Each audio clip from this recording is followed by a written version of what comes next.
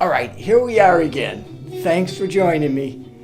We're gonna wind up an earlier session that I was forced to split into 3 parts. We're gonna touch on some chord extensions and a few other little goodies. Really, my purpose is to just crack open the lid on a few concepts. Sounds that you can listen to, ideas that you can use, hopefully, theoretical terms that will help you navigate your musical explorations. Just offer you a relaxed, no pressure environment here where you can learn at your own pace of discovery, and we'll just travel that road together. So thanks for joining me again, and let's get into it here. There's 1, 3, 5, 7 to make a major 7 chord. If you keep extending in thirds, you have chord extensions. We call them tensions or extensions. So then you go up to the C, and then one above that, you start the scale over again. You could call it 2 or 9, okay? And an extension, that's a 9, and then you'd have an 11. And if you went up again another third, you'd have a 13th. And let me show you on the guitar what I'm talking about. Let's take a C major chord again, C major 7. I'm going to voice it up here on the 8th fret. So you have the root, the 7th, the 3rd, and the 5th. If I wanted to put a 9 into that, because we're limited with our fingerings, one way to do it would be to put the 3rd on the bottom, the E, and then the 7th, which is B, then the 9th. And you could have the C and the root. If you wanted to add a 13th to it, you could have a root, 7, 3, and 13. Sometimes called a major 13, or sometimes it's written as a 6-7 chord, or a major 6/7, or 7/6. You could also put the 9 on top. So now you have a major 7, 6, 9, or a major 13. And theoretically, you're supposed to have all the tensions underneath included, or the extensions, the 9, the 11, the 13, and so forth. In reality, we don't do that, and guitar is very difficult to add those tensions. Here's an example. Here's a C major 7. This is a cool voicing. If I put a 9 on it, sounds great. Only thing is that now I don't have a 3rd. You could put a 3rd on the bottom, but it changes the whole sound of the chord. So you can take some liberties, and that sometimes that chord is called a G with a C in the bass. Okay, it's a major 7th sound with a 9th, but there's no 3rd. So I'm taking a G triad and putting a C in the bass. Now later on we'll get into slash chords, and we'll talk about what happens when you change the bass note of a triad or a 7th chord. Let's take a D minor 7 chord, for example. If you want to put a 9 in that chord, you could eliminate the minor 3rd there. Nice sounding chord, but now you have no minor 3rd. So what you might want to do is voice it down here.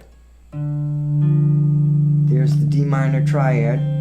That makes it a D minor 7th, the 9th on top. Okay? And it's just a slight variation of minor 7 played that way.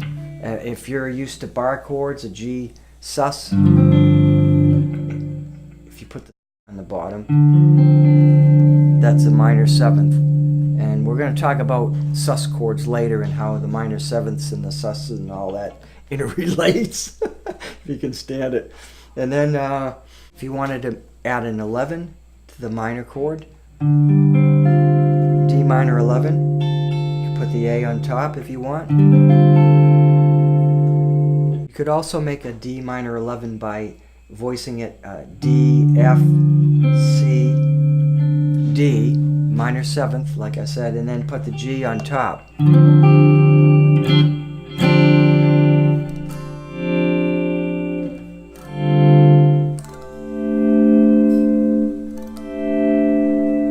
There's a 9th in it.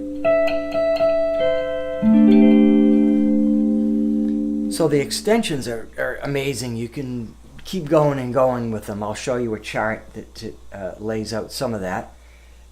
Now the dominants are another thing. So if you took the G7, let's do it down here. G7, you wanted to add a 13th to it. If you want to add a 9 to it, the 9 is the A. So I'll put the 3rd in the bass here. I like that 9th. It's pretty common. There's a real common 9th as well. It's a dominant 9th. We just call it a 9th chord. That's a nice voicing because you can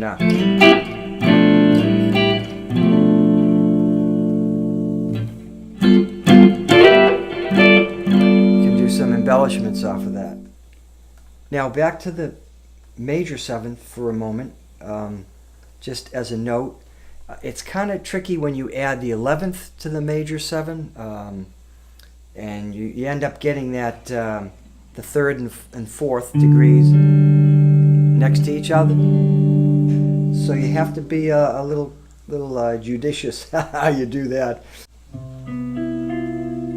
See, it's kind of a little dissonant. But what you will have oftentimes in a major 7 is you'll add a sharp 11 to it. And it changes the tonality, but instead of a half step between the 3rd and 4th, now you have a whole tone or a whole step. So it gives a little bit more space to breathe. And it's a cool sounding chord. As soon as you add that sharp 11, it gives it a Lydian feel. We get into that more if we talk about modes. And when you have that sharp 11 tone, it creates a little bit more of a feeling of weightlessness or just kind of floating. Let's take a quick look at this list for a minute without getting too hung up. But what we did is we stacked the thirds as I started out to build triads, and then we add another third to make the 7th chords. And I have a note there that the DNA of the chord, or the sonic fingerprint I call it, it's actually the 3rd and 7th of each chord. So keep that in mind when you're building chords. You don't really even need the root or the 5th. They're throwaways, believe it or not. A lot of times, if you're a solo guitarist or acoustic player, you might want to include the root at least, and maybe some 5ths to fill it out. But typically you got a bassist playing roots and 5ths. Let's take an A minor to a D7 as an example. Here's an A minor 7th. Here's a full bar of A minor 7.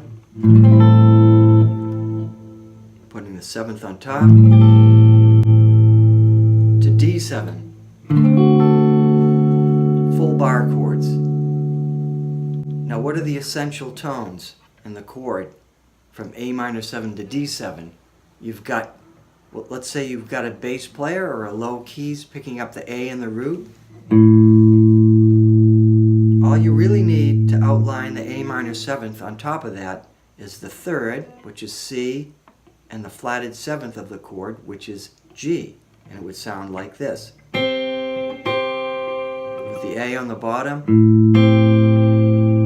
Now we go to D. I'll play the D as though I were a bassist or low keys. And here's the flatted 7th and 3rd. That is C and F sharp of the D7. Again, it sounds like this.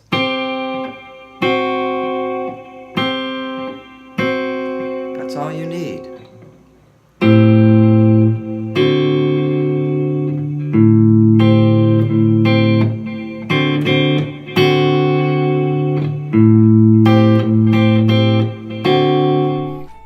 And then you have your tensions, which are the extended part of the chord, and they add quite a bit of flavor. So you have a major 7th, and it's notated as I have written there with a large M and 7, or the little triangle, minor 7th, minor 9ths, minor 11ths, minor 7 flat 5 is sometimes called half diminished, and then you have minor major 7th chords, and we'll get into those extensions a little bit more in another session. If you went into your dominant territory, you got your dominant 7th chords. That is just called a 7, the name of the chord plus a 7. And then you have 7 sus chords, adding the 4th and taking away the 3rd of the chord, but it's still a dominant sound in that case. Then you have your 9 chords, flat 9s and sharp 9s.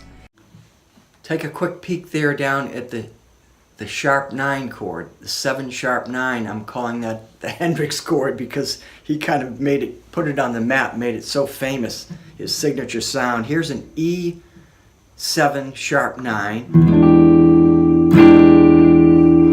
Then you have your 11s, sharp 11s, 13s, flat 13s. So, and then you have combinations of all the above. So on a dominant chord, you can take all those extensions and start moving them up or down, or some of them, move them up or down, and get a lot of cool altered chord sounds, which sound really great in the right setting. About extended chords and tensions and everything else, it's great stuff. But we'll have to get into that in another session. So let's make it as action-packed and as informative as I can. And for me, that's difficult because I love to talk on and on and on and on and on and on and on. Damn's a lot of words. See you next time, brothers and sisters.